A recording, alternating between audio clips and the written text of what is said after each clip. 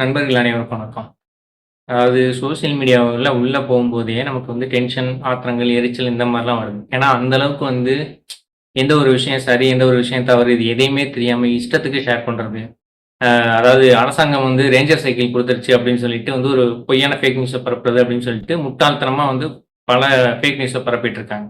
இதுக்கு நடுவுல அமைச்சர்கள்லாம் ஆய்வு போயிட்டு முறுக்கு ஆய்வு பண்றேன் அப்படின்னு சொல்லிட்டு, அதுக்கப்புறம் வந்து மருத்துவமனையில போயிட்டு டியூட்டி டாக்டர் வந்து ரொட்டேஷனல் ஷிஃப்ட்ல வருவாங்க அப்படின்ற ஒரு சின்ன விஷயம் கூட தெரியாம, ஒரே டாக்டர் தான் வந்து நோயாளிகள பார்க்கணும் அப்படின்ற மாரி, டாக்டர்களுக்கு சஜஷன் குடுக்குறது அப்படின்னு சொல்லிட்டு அமைச்சர்களோட அந்த ஒரு செயல்பாடுகளும் வந்து நகைப்புக்குரியதா மாறியிருக்கு.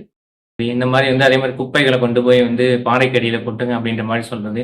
இந்த மாரியான எந்த ஒரு தெளிவுமே இல்லாம பேசுறத நாளும் ஒரு செய்தியா வந்து நம்ம பார்த்துட்டு இருக்கோம். அதுவே நமக்கு வந்து நெறைய ஆத்திரங்கள வந்து குடுத்துட்டு இருக்குன்னு சொல்லலாம். ஏன்னா இந்த மாரியான ஒரு அ தப்பான ஒரு டெசிஷன் எடுத்துட்டாங்களே மக்கள். இப்படி வந்து ஒரு சரியில்லாதவங்ககிட்ட வந்து ஆட்சிய குடுத்து, அமைச்சரவைய குடுத்து, இப்படி வந்து தமிழ்நாடு வந்து இப்படி பிரச்சனையில சிக்கிக்கிட்டு நிக்குது. கரண்ட் பிரச்சனை வந்து ஒரு மிகப்பெரிய பிரச்சனையா போய்க்கிட்டு இருக்கு.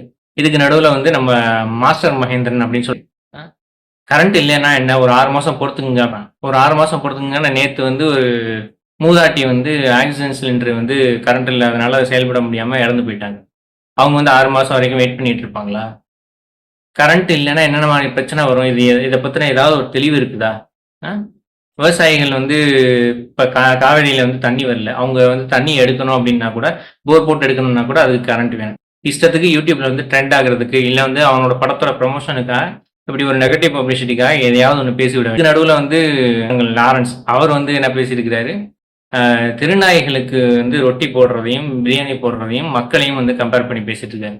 எப்போ அவங்களுக்கெல்லாம் பேச தெரியல அப்டின்னா, முதல்வர் விஜய் மாரி அமைதியா இருந்துருங்க. ஊடகங்களயே சந்திக்காம ஏன்னா சந்திச்சுட்டோம் அப்டின்னா, இந்த மாரியான எடக்கு முடக்கா ஏதாவது கேள்விகள் கேட்பாங்க. நம்ம ஏதாவது பதில் சொல்ல முடியாது அப்டின்றதுனால, அவர் அமைதியா இருக்கிறதில்ல. அந்த மாரி அமைதியா இருக்கிறது எனக்கு தெரிஞ்சு பெட்டரு.